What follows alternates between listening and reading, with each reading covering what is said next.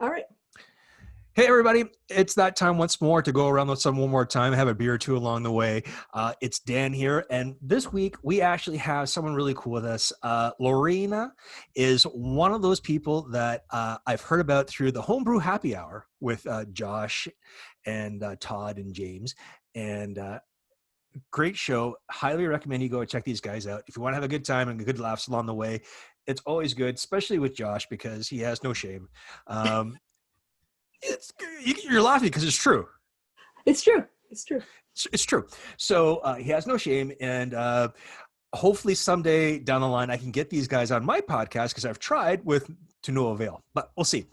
But Lorena is one of those people that I want to have on the show because she, correct me if I'm wrong, she's one of those people that helped create and promote the use of this software called Brewers Friend, which I find to be a juggernaut when it comes to these things online, and it's all cloud-based, which is fantastic.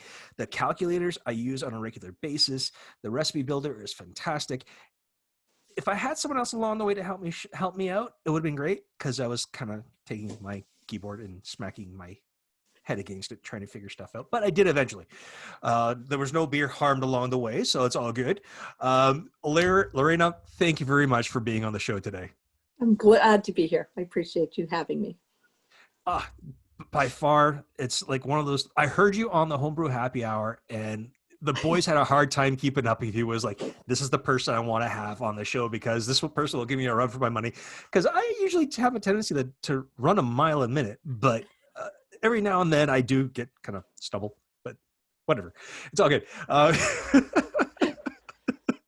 So, how about you tell us a little bit about yourself and how you got involved with Brewers Friend? Oh, well, I have been brewing for a really long time. Really seriously, though, probably only 15 or 17 years. I started making wine, and I found that it's really simple and easy to make wine. It's a little more challenging to make really good wine. But I was still intimidated by beer. You know, you have this boil and this utilization and, just these mysterious hocus pocusy things. So it took me a number of years to really even try beer. And I did buy a Mr. Beer 2000 or Beer Machine 2000 and the Mr. Beer. And the results weren't really good. But one of my friends on my hockey team broke my leg. And I was in a wheelchair for about 18 months, and I was bored. So I started reading up on beer. So I bought a beer kit and made beer, and I had some questions. They were a little different than wine. You know, I got the kit and did the boil, and it was an extract batch. And I went on the internet because I'm like, I don't see any airlock bubbling, or the question that every new brewer has. Because wine bubbles, it does things. It does all kinds of things that you can see. And I typed the question in on Google, and out came a forum with that answer called homebrewtalk.com. And I blame them. They owe me about $10,000 because they created this monster that now has, this half barrel, all electric Herms in their laundry room. So anyway, and that's how I got involved. And then I became a moderator later, an admin of Homebrew Talk. And so this is maybe 2005, 2006. And shortly thereafter, the guy that owns the forum, the Homebrew Talk forum and a lot of other forums, said, hey, I just bought this other software. It's called Brewers Friend. Do you use that? And I was like, no, I heard of it, but I use Beersmith. And he's like, well, try it. I'll make, let me know what you think. I tried it. Then I kind of forgot about it for a while.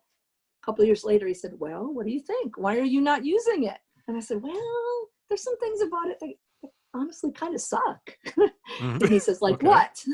And I said, well, I want this, I want this, I want this, I want this, I want this. But he says, what do you like? I said, well, I love that it's cloud-based, that I can be on my laptop, be on my desktop, be on my whatever. I think it was years before iPads, and be able to brew. And that part I do like. And so he hired, and the developer owner that owned the software with him worked with me and gave me a wish list, and I gave it to them. And then they hired a couple developers, and actually now they're bringing out brand new apps. They've got a lot of really cool things going on. So I'm really glad to be a part of it. And I was trying to think when this all happened, and when you look back, I do not remember the timeline of this, but I'm thinking it was somewhere around 2013 to 2015. So I've been associated with them for a while. I've seen a lot of changes. So it's been a lot of fun. I now use Brewers Friend exclusively and have been for a while. And I'm looking here to see my recipes. I think I have somewhere around 350 different recipes in Brewers Friend. So you can Holy tell I've crap. been using it for a while. Wow, and I thought I was getting there with maybe like 20 odd plus. So, but damn, We're not limited. It's unlimited. You can have as many as you want. So yeah, and again, no, this is the period of many years that I've been doing this and creating recipes and really, really enjoying it. So actually, it's like 350 recipes that I have in there currently. damn. A lot of them are public. So if you want to look at some of the recipes I use for stout, we were talking about stout earlier, feel free. But I've really been happy to be a part of it. So again, thank you for having me. And I'm associated with Homebrew. You mentioned the Homebrew Happy Hour guys. They're personal friends of mine, and they are great guys. I smile and laugh just thinking about them and the craziness. And yet, every time I talk to them and listen to their podcast, I learn something. So I'm still learning just like everyone else. So I'm really glad to be a part of this. So maybe you could rattle the cage and say, hey, there's a guy in Canada trying to get you on his show. Yeah. I'm going to say, you know, and I don't know if you know this, Dan, and as your listeners, but I do speak Canadian. I'm from the UP of Michigan, and we know how to talk, especially when we're golfing and you get your ball in the bush, you know. And so, est-ce que tu parles français? I don't know that one. Okay. So in Canada we have French and English, and then if you go way up north, you have the indigenous people. So you have Inuit and all different dialects. You have all the First Nations people. So you have the Cree, the Mohawk, the Algonquin people, and things like that. So there's quite the hodgepodge here, different languages. So every now and then you go walking around, like where I am in Ottawa, I'm in the East End, so it's predominantly French. And you go walking around, and it's just like, okay, that's French. I can understand that. And you're like, what the hell was that I just hear? But it's cool. It's really, really cool to be able to have that kind of influence. And I've run into like the most unusual people, because I also worked part-time for a while before COVID happened for a beer tour company called Brew Donkey, which was really cool. We went to a German brewer down in the southern part of Ottawa, as if you were heading towards Toronto. And this gentleman, he's East Indian, and he has a German brewery. Oh, cool. And it's like, you would never think that. It was so cool. And it's like, honestly, the brewmaster actually went to Germany to learn how to properly make German ales and German lagers. And it was totally great. I mean, Sheldon is a fantastic guy to go and talk to and learn about beers and things like that with. And the only hiccup I had is I took a tour in there one day, and these people had already been priming themselves. And you're laughing, but this is so true.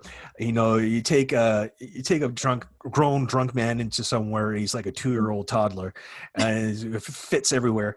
And then it's just like, okay, well, you have to babysit people, and they're like on their whiteboard. I'm erasing the whiteboard because there's pictures being drawn that shouldn't be on the whiteboard. Yes.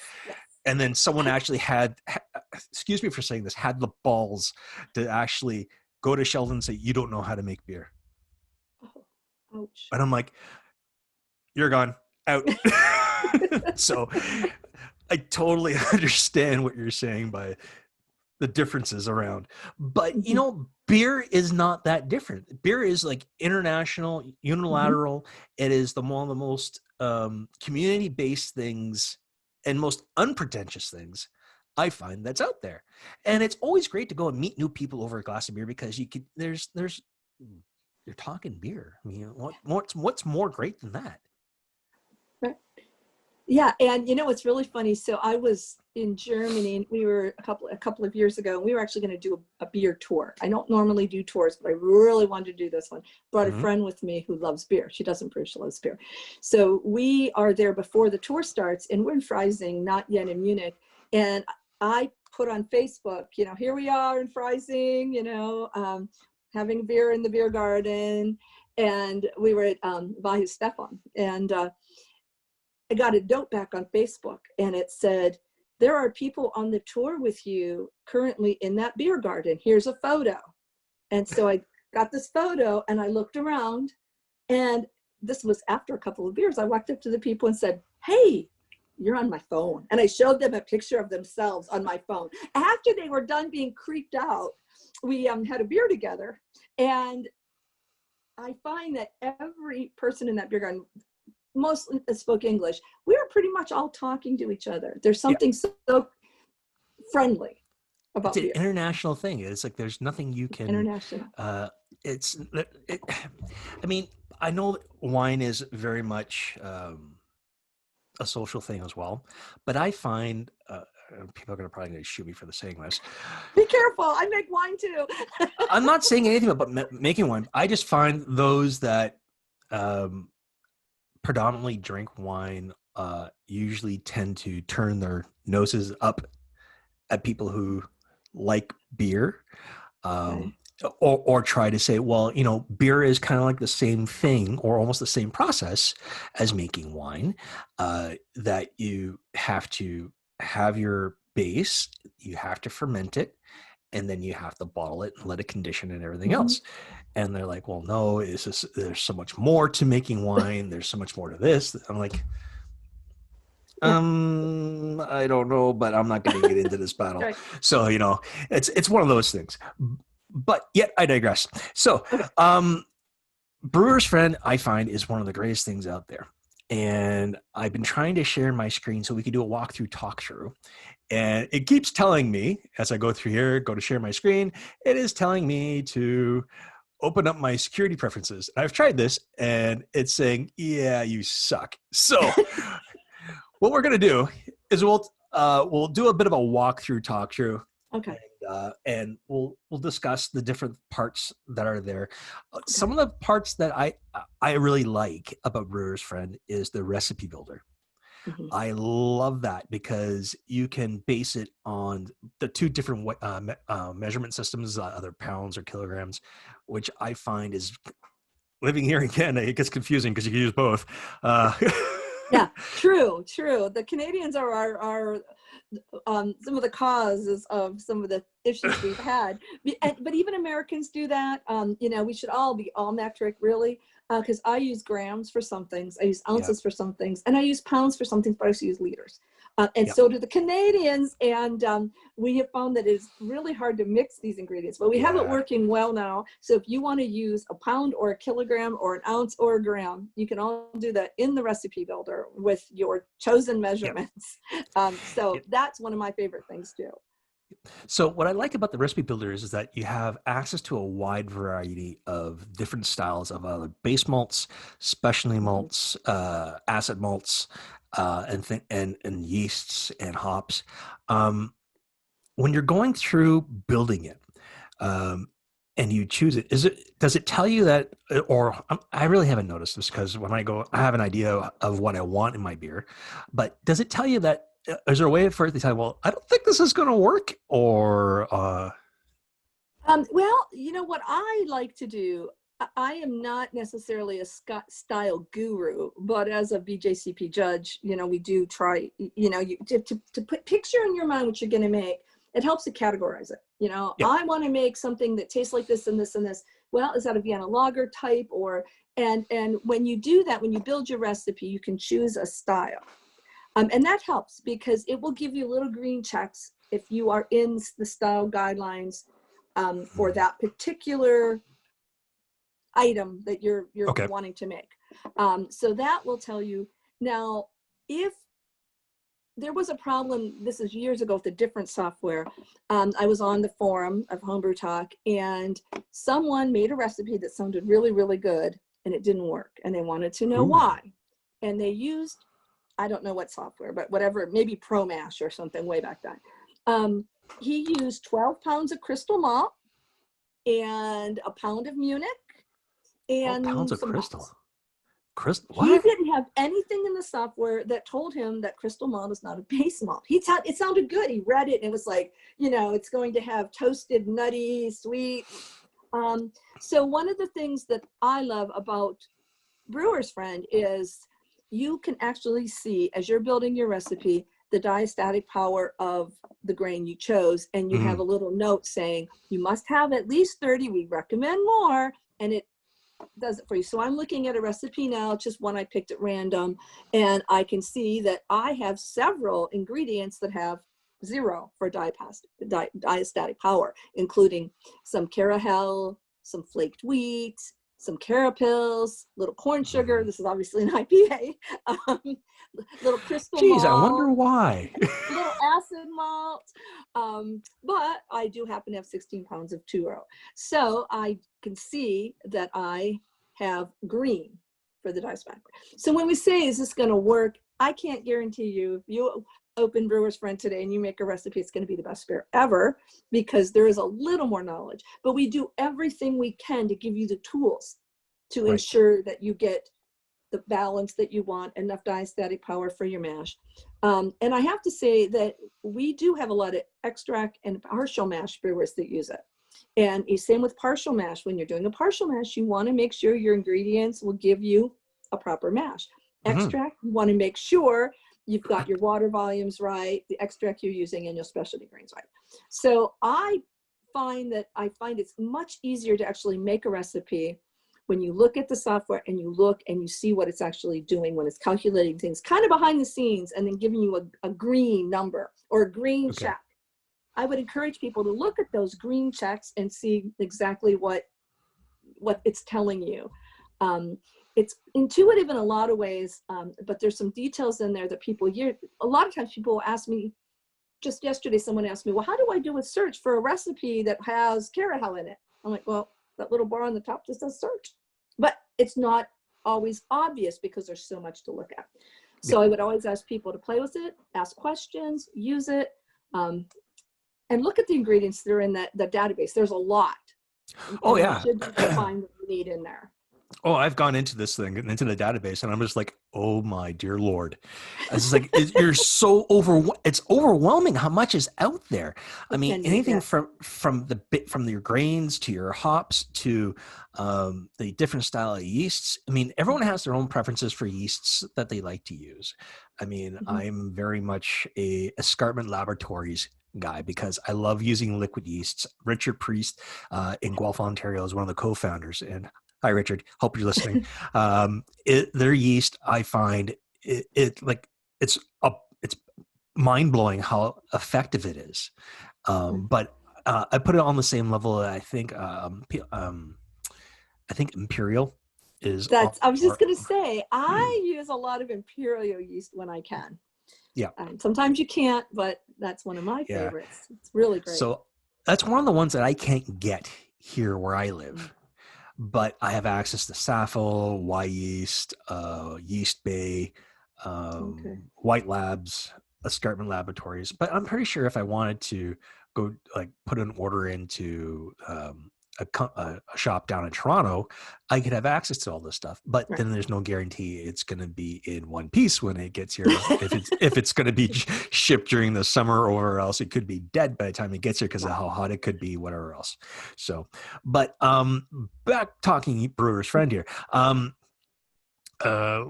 When you go, one thing I've noticed is that I've gone in and I've clicked on different things for hops, and I'm like, okay, I don't have this hop with me. Is there? So now we're back. Okay. We're ready again. All right. Oh my God, that was the most embarrassing thing ever. Oh, no, you'll have something else more embarrassing when you're talking to me. Don't worry about it. Okay, note to self. Sorry, let's get serious. Oh no, that's all good. It's all good. So looking at the list inside the Brewers Friend, I've noticed that you like I was saying before, it's really overwhelming. I mean, there's so much in there. I've gone in when I was looking at hops and things because I'm like, I don't necessarily have this in stock. And I go in and look to see what can be used as a replacement or an equivalent. And I go, okay, there's the hop. And then it just gives me a whole lot of other recipes. And I'm just like, not what I'm looking for. So then I go into my Yak and the Chief app and I'm like, okay, all right, here we go. All right. Yeah. And I have a note here that is something we would love to do, suggest hops. But I'm sure that anyone who buys hops knows that there are new hops out there, like I swear every day. And what was really great a number of years ago was when we started getting a lot of Australian hops and some other unknown hops to us. You know, we all knew the German hops and we all knew Cascade and Centennial. And so I think that's a great idea. And I do have that on a note of something that we want. But right now, what you're doing is probably the best way to do it. Go to your favorite hop supplier and see what they recommend for subs. And I'm sure you know this, and probably many users do, not everyone. If you buy East Kent Goldings from Britain, they are very different than the Goldings from the US, from the Styrian Goldings. They have some qualities in common. Their parentage is similar, but they are very different. So just because something on it has the word Golding in it, you have to, so really when you're considering hop varieties, it probably is deeper than the scope of any software to really give you. But if we could tell you, oh, you're out of Amarillo, well, maybe try using this or that. I think that would be a good thing. But I think it would have to be at least minimal a little bit, because there are so many new varieties and so many companies and so many areas of the world that make hops now. Yeah, I mean, I have a hop here that you guys don't have inside your software, which is Canadian, only, by a company called Hops Connect. It's called Sasquatch. It's a proprietary one to Canada only, and I'm going to be making a smash beer with that probably within the next couple weeks.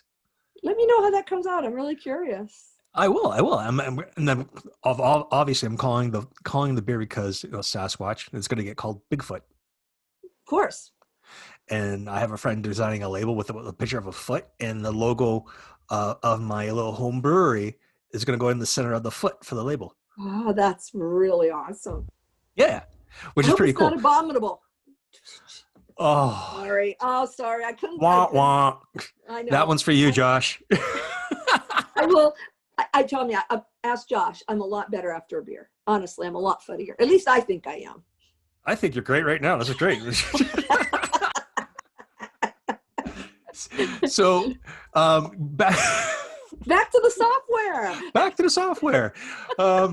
So when you're going into the software and you're building everything, when it comes to things like your CO2, or if you're priming sugars, I mean, it tells you things like what you need for your volumes if you're forced carbonating or your different types of priming sugars. I have noticed, because you don't have the Cooper's carb drops there. We don't. You don't.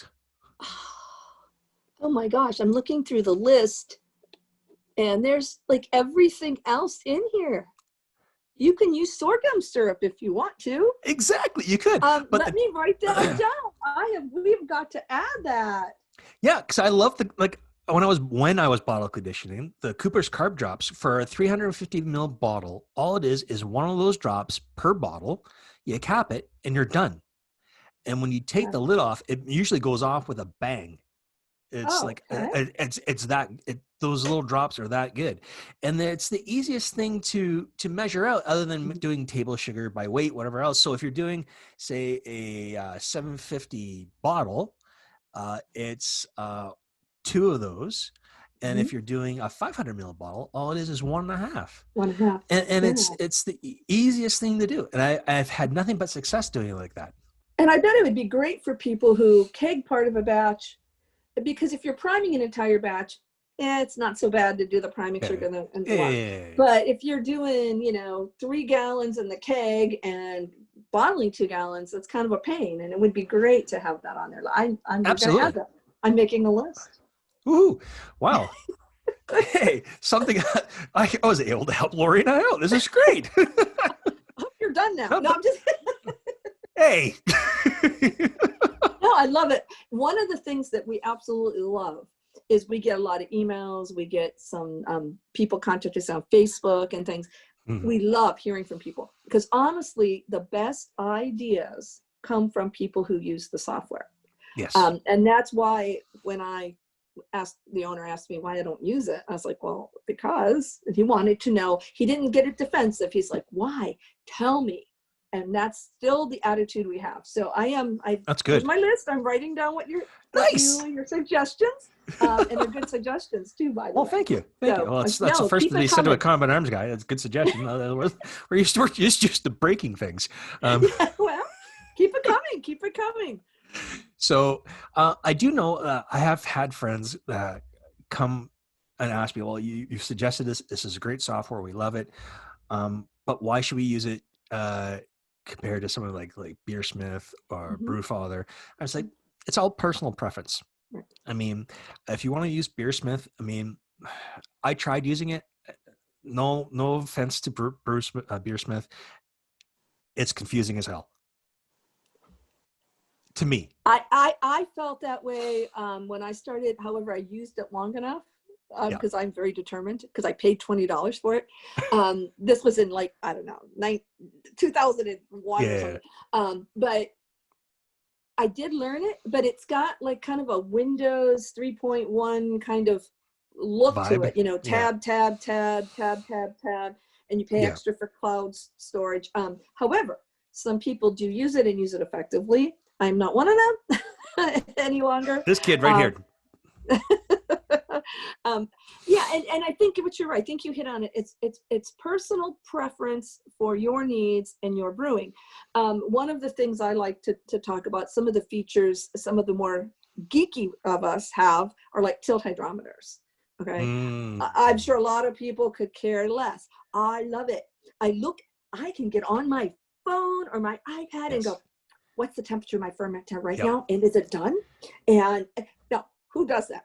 Only the geekiest, or at least the most detail oriented. There are other people that say, well, I'm just going to leave it in the fermenter for 3 weeks and I'm going to check on it.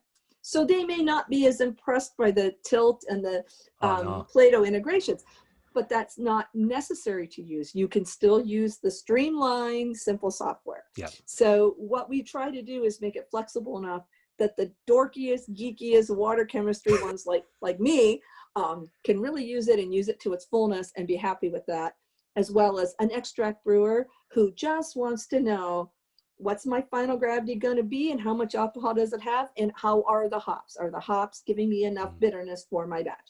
And we have professional brewers too. We have the gamut from the very beginning new brewer to the professional, and we offer support for all of that because we all brew differently. You do pressure fermenting. I don't. I mean, there's a room for all of us. And so really, that's what's really cool is hearing how you brew and we gotta add spoonding to the carbonation level too, and all these other little notes I'm making. We really appreciate that. But I really hope that you find it and everyone who uses it finds it good for them. Now, if you want me to badmouth Beersmith or Brewfather, I can't because they have their use, and it's not somebody else's fault that I found it confusing. It's just I'm not that smart.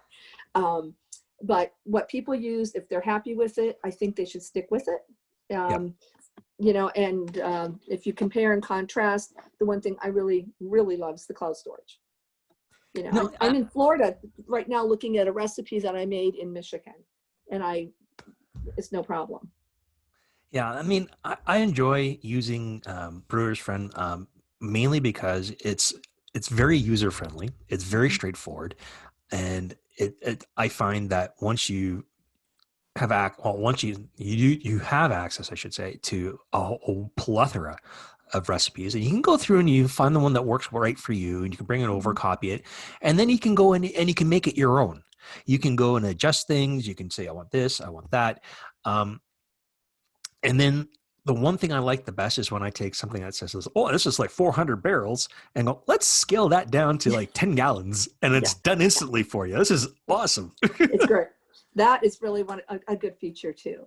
And a lot of people too probably don't know this, but as you look at your screen, when you're looking at Brewers Friend and you click recipe tools, a lot of people don't know that that's even there. That right there in that header right below, you can see where that scaling option is. You can share it. You can get a URL and share it and say, hey, Jerry, what do you think of this? You can copy it. You can make a label. You can see your water requirements right there. You can add it to your shopping list, so that even if you've never clicked that before, I would encourage everybody when they have Brewers Friend open, click that, see what it does, see what you can do with it. So I like the inventory option that you guys have, Mm-hmm. because then I can go and go, okay, because I have a whiteboard here. You really can't see it, but it's all for my upcoming beers that I have planned that's coming down the line, things that I have kegged and that are carbonating right now. And let's see, that's what, 1, 2, 3, over 20 to 25 different styles of hops that were given to me that I have to burn through now before they go bad. And I'm like, ugh. And it was between that and all the grain that I've been given, like my bosses at the brewery I'm at, like, we don't homebrew anymore because we have this big chemistry set here, which is a 15-barrel brew house. And like, we have this. Do you want it? I'm like, yeah, sure. yeah. Yeah. And then my boss, Justin, who's our brewmaster, also says, well, we were just given a boatload of hops that I'm not going to use because they're all in like 1 and 2 ounce packets. Here. I'm like, do you want any money for it? No, go use it. I'm like, okay. I mean, I had another friend, so I'm getting out of this. Here's a bunch of 1 pound bags of hops. And I'm like, dear God, man. So now I've got things like Waimea, I've got Callista, Calypso, and I'm like, See, I still have Yukonot that I got a similar way. I'm like, what am I going to do with all that? What am I doing with 2 pounds of Yukonot? Well, something. IPA. That's no. I can make something besides IPAs, just in case you didn't know that. Not often, but I could if I wanted to. Well, challenge has been put down. Oh, and if you want, a bunch of friends and I are doing a whole little homebrew competition. If you want in on it, you can do it. We're just making a straightforward brown porter.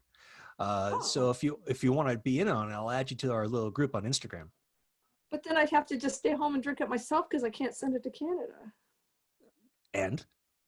Oh, the problem with that is exactly. I haven't made a true brown porter in a really long time. Well, there you go. There's a challenge for you. Just look up Dog Hair Brewing on Brewers Friend. I will do that. And you'll find it. It's there. I will do that. So, but when it comes to things like your water chemistry, if someone's completely new to things like water chemistry and with Brewers Friend, how do you go about figuring that out? That's many brewers get to be confident with their all grain brewing and their ingredients and things, but they feel like water chemistry is the final frontier. And one of the things we're discussing right now is that a couple of software companies have something we don't, and it's an easy button. You push it and it tells you to make this Burton water profile, add 7 grams, 8 grams, but all this crap, and it's in your beer. Salts, not crap, salts. But I have been really opposed to that for a while, and here's why. When a computer models this profile that may or may not even be what the brewer originally from that town even used, the software does not know that, okay, for example, I'll use a couple of examples. The sodium is this much, the bicarbonate is this much, the calcium is this much, okay? It might, and you want a mass pH of 5.4. You plug that in and it gives you the results. It sounds easy. However, it might have you adding baking soda to increase the sodium and the bicarbonate, but that's going to increase the mash pH, so it has you adding acid to reduce it, or worse, adding chalk for the calcium, which precipitates out, and then you add acid to. So even though, yes, it's easy, when you do that, you are actually not getting the water profile that you're plugging in because those salts interact. You add an acid and a base, they neutralize each other. So you're not getting what you think you're getting. Okay, so I've had people say, but I want that. So what we're actually talking about right now is a way to allow a bit of that, but with a tiny, tiny bit of education on, there's a reason you don't add acid and bases, and try to make it still simple. So what we suggest you do when you look at the water chemistry, first of all, less is more. You're never going to go wrong adding less. And think of brewing salts as seasonings, because they're salts. When you're making spaghetti sauce, a little onion, a little garlic, a little salt, a little pepper might take a spaghetti sauce from really good to great. Same is true with water chemistry. You are not going to take a bad beer, bad base, or a not very good beer and make it excellent by adding a tablespoon of gypsum. You can, however, make a really good beer just a little bit better, just tweak it a little with a certain addition. So think of it that way. It's not the final frontier of brewing, it's water. Water chemistry is complex, that's why they have hydrologists and things. But really brewing water, you want just a gentle, soft base overall, especially if you start with reverse osmosis water or kind of a neutral profile, then you can add what you want. But I would tell all beginning brewers when they're starting, consider the mash pH first. When I first started, I made okay beer, but I have, where I live up north, I have alkaline water. It's kind of high in bicarbonate. Tastes great, tastes wonderful. And I noticed that like my Kolsch and some of my lighter beers had a bit of harshness, especially those with noble hops. And I learned that my sparge pH was high. So just doing a few minor things and reducing the pH really brought that to the front. So I would encourage everybody, first of all, to not be intimidated by water. We do have on our blog a 3-part article. I wrote it for myself. So it is kind of water chemistry for dummies. Not that anybody's a dummy except this dummy, but I You wrote have it not with seen me try to brew yet. Oh, well, Trust me, it's an adventure. If anybody can, I don't want to say master, because I don't think I'll ever master, but if anybody can understand and even explain water chemistry, if I can do it, really anybody can learn this. It's a little bit of reading and a little bit of tweaking. So when you open this water chemistry link on the water calc part, it actually walks you through it. It tells you, and if you're playing with it and you add 3 grams of this and 2 grams of that, or whatever measurements you're using, you can even use teaspoons on Brewers Friend. It will give you a little red. That's kind of a lot, kind of a warning. You do just want to target a mash pH and that's acceptable. Generally 5.3 to 5.5 is a good place, unless you're brewing something non-traditional. And add things and find that if you're right in the green, it's probably going to be okay. If you're leaning towards the reds, because people that make New England IPAs and they want to add a lot of chloride, you'll get a little like, are you sure you want to do this? So try it. Ask questions, read the water chemistry, the 3-part series for beginning water chemistry brewers. I think they'll find it helpful, because just like with cooking, if you're going to add something to your chicken soup, you want to know what you're adding and why. You don't want to go, well, here's something in the cabinet, I think I'll put a cup of this in. No, it's like cooking. So think of those brewing salts as like cooking, and seasoning. That's the best advice I can give it short, because water chemistry is a whole couple of hours just in itself. Oh yeah, it is. It is. I mean, chemistry and I in school never really got along. So I don't look at making beer as chemistry. I look at it as my mental health moment. It's being out in my garage, being by myself, doing my thing. And every now and then, maybe a pop opens up as I'm brewing, and things tend to happen when I'm doing that. So I think that's the norm. But I want to touch back on something that you mentioned before about the tilt hydrometers and the Play-Doh and things like that. Yes. I know a while ago on Facebook, and you answered me pretty damn quick. I will admit that that I was having problems. Was that you? That was me. I was having problems getting my tilt to link up to the profile. Right. And I'm like, okay, whatever else. So I'm following everything. I'm like, oh, great, it's working. And I was like, okay, I'll take everything out, let it shut down. I'm like, God damn it, it's not hooked up again. And I had a Play-Doh until I had 2 Play-Dohs until I killed them both. Believe it or not, I made The Play-Dohs I killed, one was, it was a defaulty one, and they sent me a new one. And the other one is I did a New England IPA, and I used the Foggy London yeast that Scarlet Labs puts out, and that yeast, what you call the beast of a yeast, because the Play-Doh could not keep up with the bubble count. It Really? was, at one point it stopped counting at 800 bubbles a minute. Oh my gosh. No wonder you killed it. Yep.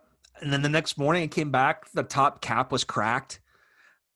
And I'm like, oh dear God. So with the integrations, is there anything that we should really, I mean, the instructions are very straightforward, but for someone who's like, kind of like me, fat fingers and beats their head against the keyboard is there anything that we really should pay attention to when we're trying to make sure things are linked up properly?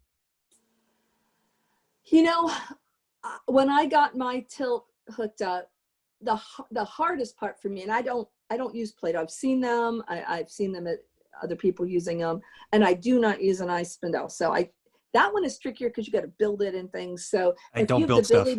Yeah, if you have the ability to do that, you don't need me. But like with the tilt, seriously, following the step-by-step directions was all I needed to do. I was lucky enough to know in advance, though, that I needed something to send the data. You know, like an iPad or a Raspberry Pi or an old iPhone, something to send the data, or have it, you know, be able to be read really, really close. A lot of people would have like stainless fermenters in a refrigerator or something, and they have to keep that in mind. But I think with the directions the way they are, I think that it's pretty straightforward, and that we haven't had a lot of questions from people about it. Okay. Some of the question that came, I think Tilt, when they went from the first app to the second to the Tilt 2, I think that they made some changes that might have made the API integration a little bit difficult at first on their end, but I know they've resolved that, and I think everything's been working really well. One of the favorite things that people are asking me right now, we ask for new features all the time. So many people love this feature.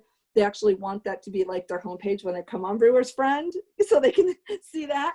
And I think I'm probably going to work a way that they can do that, because it's so much fun to be able to see the charts. Oh yeah.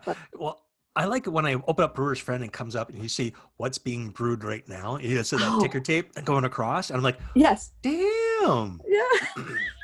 You know, because every now and then I go, okay, where's mine? Where's mine? I got something going. I'm like, it's always someone else's beer but your own. Yeah. Well, and it's funny too, because as you watch them, and you're like, well, first of all, I go, ooh, that sounds good. Ooh, ooh, oh, ooh, you know, I make exactly my own little noises to everything. And I'm like, well, I hope that peanut butter and jelly porter thing comes out really good, you know, as it goes by. The very first big beer I tried making was a s'mores stout. Oh. And it was going great until I added the graham crackers to the mash. Stuck mash or stuck sparge or both? Cement. Nobody could see that coming. Oh, no. Well, it's when I was like, I'm going to do this. I'm like, what's, you know, no fear. Just go for it.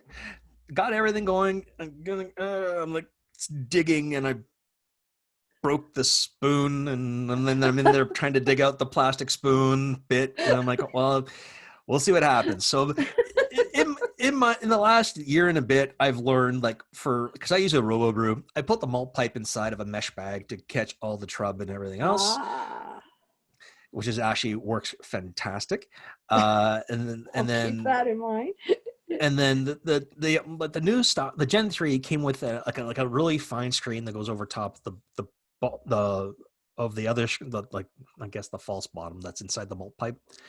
And I got rid of that because it's causing more problems than what it's worth, because I have the mesh bag, so I don't have to worry about there being a lot of stuff going into it. But the one thing I will say is that where the intake pump is even Mhm. if there's not a lot of shrub that goes into it, but when you start adding your hops and things like that, unless you have a hop spider or you use a Oh, bag, you're going to clog the pump because there's no screen that goes over top of it.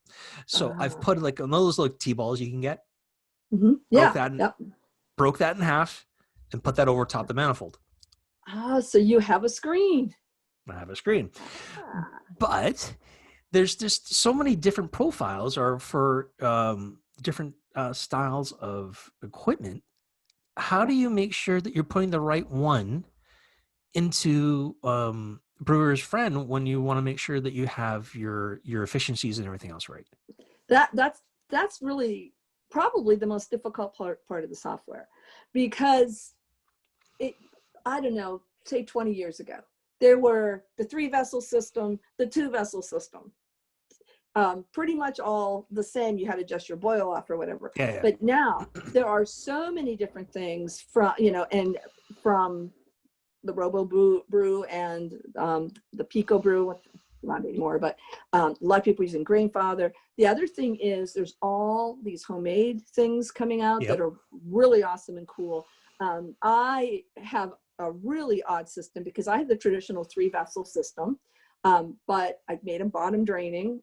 And then I have this big false bottom, but then I decided I really like a bag too, because I'm a weakling. I put a tippy dump on, but it makes it much easier if you can pull everything out yep. with a bag.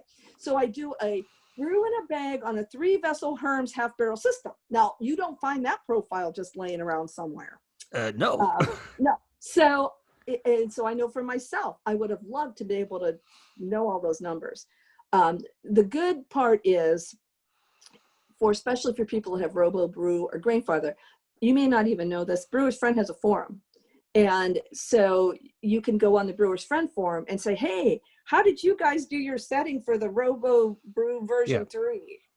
And somebody else will tell you, oh, here's my profile. Because we just simply cannot have all of those in equipment profiles yeah. to tweak for everyone. Your boil off is going to even be different than someone else's. And so that is the toughest part, setting up your equipment profile. But once it's set, it is so accurate. I have no problems with it. It's the same all the time. But that is tough. And so we would really encourage anybody who's having trouble with the equipment profiles, reach out to us, support@brewersfriend.com, send us an email, go on the forum, ask around, tweak Yeah. it, play with it, do a couple of run throughs. If you get a brand new system, do a run through with water, because we do not want to see anybody really mess up a batch because their water volumes are wrong due to their entries or something like that. I will say I love the app because when I'm out in the garage, I'm like, okay, let's open it up. What's the strike water got to be? Oh, it's got to be like 168 degrees. All right, Right. plug it in, let it do its thing, get it up. All right, it's there. It strikes ready. Put the grain in, drop it down to 155. We're all good, and then let it do its thing. Yeah. And stir around with a spoon just to make sure everything's doing its thing. Because when it comes time for Vorloff, I've had this happen every now and then, is that so much of the liquid gets absorbed into the grain that you have to Mhm. get in there to get it to come out. Otherwise, you're going to have a dry pump. You're going to burn your Mhm. pump out and everything else. So I totally get it. Totally, Mhm. totally get it. Yeah. The app, I find, though, uh, can be a little temperamental. Um, I will say, of course, right now we don't have an Android or Windows app, so we only have the iOS right now. I will Yep. tell you, and I think everyone will agree, that unfortunately it has not kept pace with the developments that we've done on the site version. And we actually discourage people from using this app as a result, because with all of the new updates and things that we've put into the site version, we really went above and beyond to optimize the site for mobile Okay. too. So anybody that has internet around, and generally with your phone, depending on where you are, you will use the site version. Right at this moment, and I mean literally at this moment, there are 2 developers working on those apps. We have Nice. totally redone them. We're going to have an Android version and an iOS version. I don't know about the Windows app. I don't know, because some people still are getting Windows phones, but I don't know that one. But I do know that we were hoping to have these out by Christmas, and now it's been, what, a week and a half, and they are feverishly working on them. We're going to be ready for beta testing soon, and I think you will be very pleased at the integration between the new apps. The other one was just so outdated, and it was hard because we brought all these wonderful new ingredients and these new Whirlpool hops, hop stands, all these new things that have happened in the last 10 years, but the app has not really kept pace. Right. So we'll try to put out a big announcement, and we'll send out some emails when those are out. But I'll be a beta tester. Very happy to be a beta tester. Send me an email after we hang up, and I'll put you on the list, because we need that. We really do. And kind of like what they said to me before they hired me is, "What's wrong?" I said, "Well, help us fix it."